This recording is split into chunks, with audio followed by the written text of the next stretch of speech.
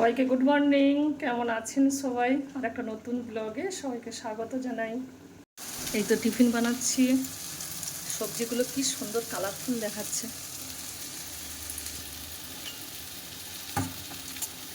Maggi করছি।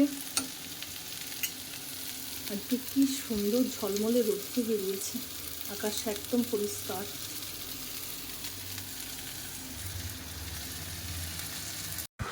আমাদের রানী কীভাবে ঘুমাচ্ছে সকালে।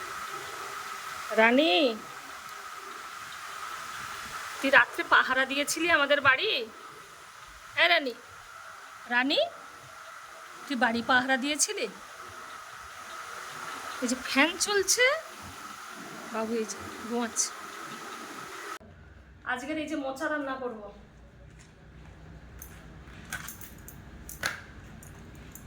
এই মোচা, থোড়, এগুলো খাওয়া ভীষণ ভালো, কারণ এগুলোতে প্রচুর আয়রন আছে।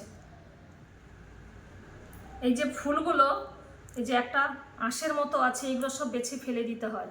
আর একটা স্টিক আছে, এগুলো বড্ড মুখে লাগে, এগুলোকেও বেছে একটা একটা করে ফেলে দিতে হয়।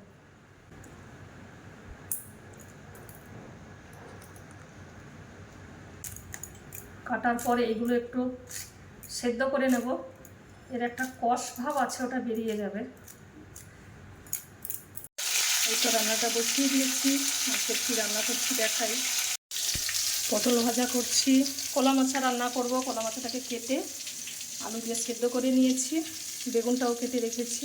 আর মাশরুম রান্না করব।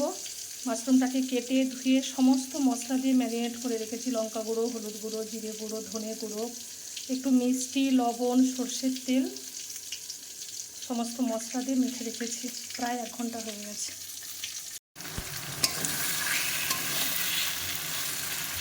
এই তো মাশরুমটা রান্না হয়ে গেছে।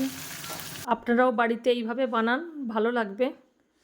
ভিডিওটি আজ এ পর্যন্তই।